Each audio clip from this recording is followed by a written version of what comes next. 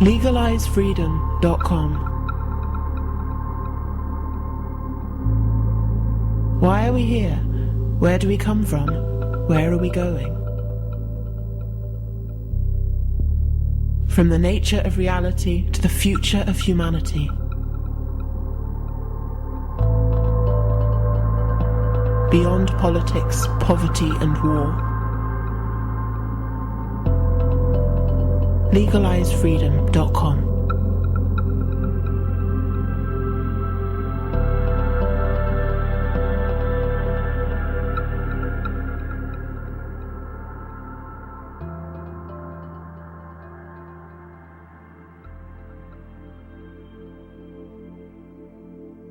Greetings and welcome once again to LegalizeFreedom.com.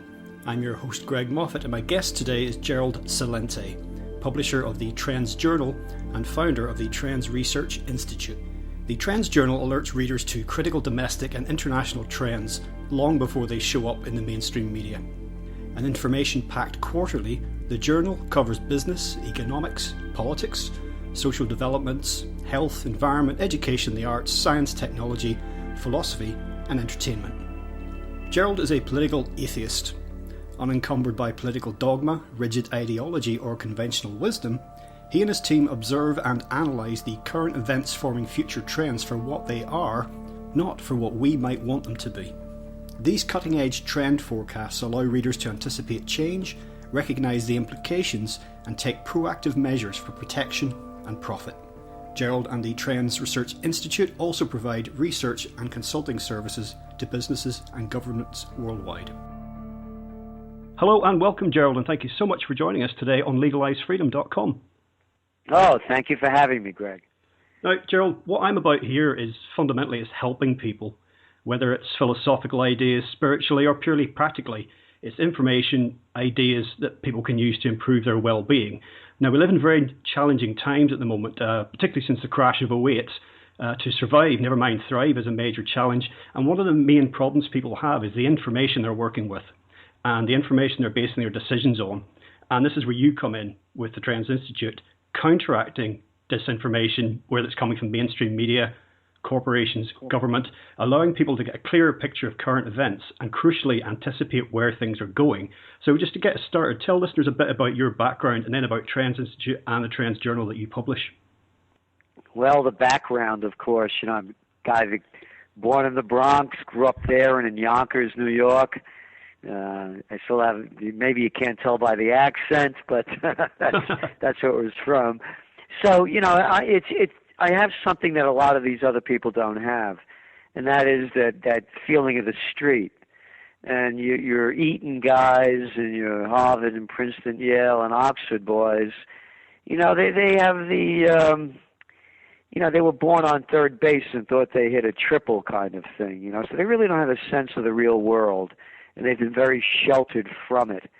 And then I went to, after graduate school, I was running political campaigns in Westchester County in New York, which was the richest county in the states at the time, and worked as the assistant to the Secretary of the New York State Senate.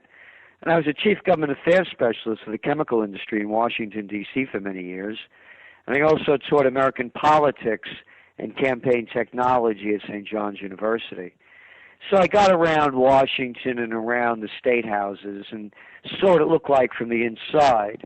As a matter of fact, one of the contributors to our magazine, the Trans Journal, is Dr. Paul Craig Roberts, who was the former Assistant Treasury Secretary under Ronald Reagan.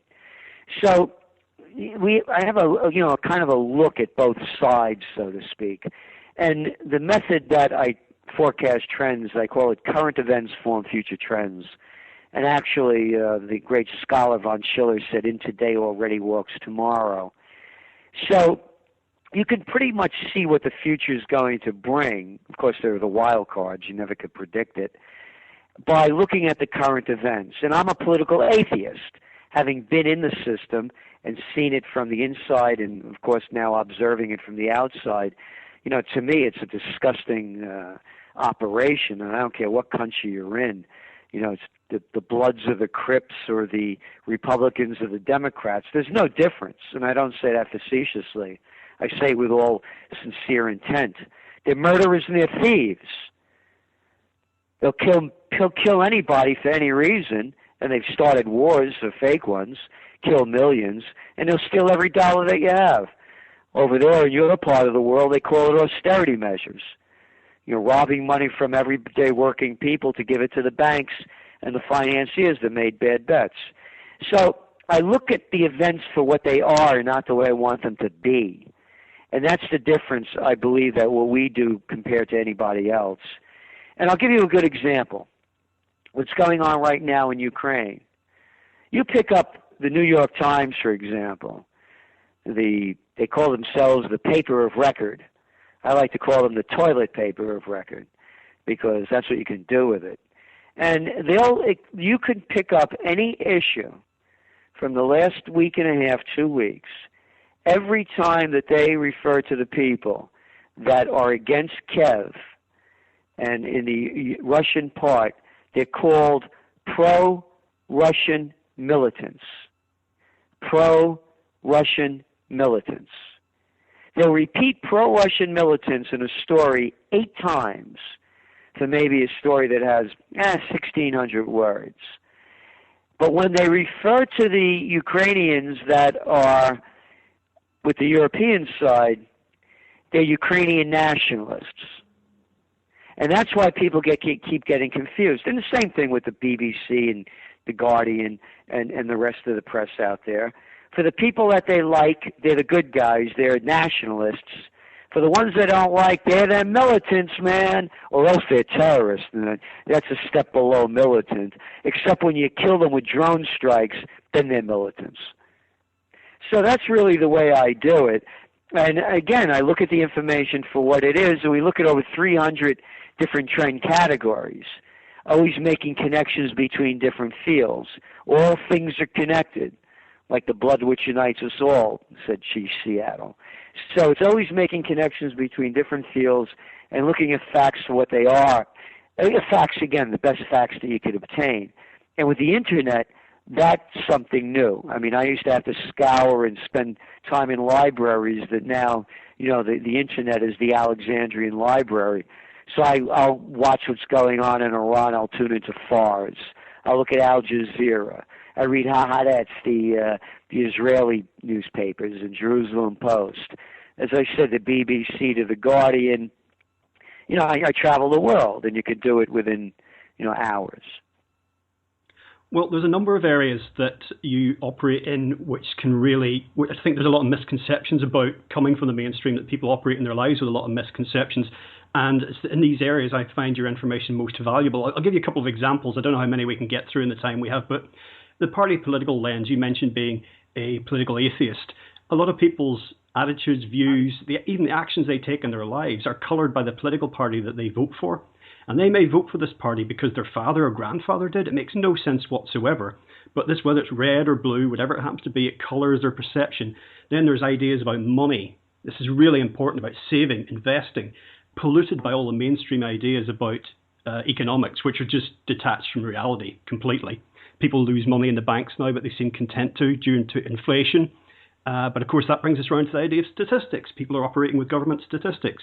Then there's the idea about jobs, work, education, different perceptions on this, and traditional ways of doing these things are going away. I don't think they're coming back.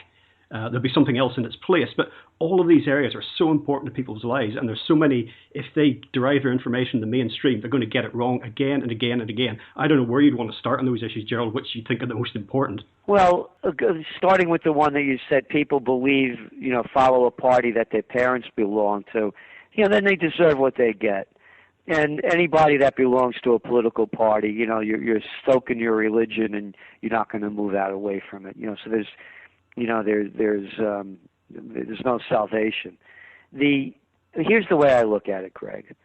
10% of the population are destroyers, and those are the ones that are the politicians for the most part, and the corrupt businesses. 10% are builders. Those are the ones that want to change things for a positive way for the benefit of all living things.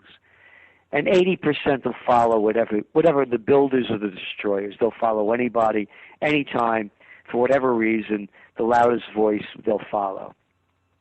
So now's the time for the builders to come into place, because the destroyers are certainly doing a good job at wrecking everything that we have that's worth living for. And this is a very critical time, particularly what's going on in Ukraine. You don't fight the Russians. I mean, I don't know what people can't get in their heads about this. I mean, if Napoleon couldn't pull it off and Hitler couldn't pull it off, you think Cameron or Obama or Hollande are going to do it? These little boys, these little chicken hawks, there's not a man among them.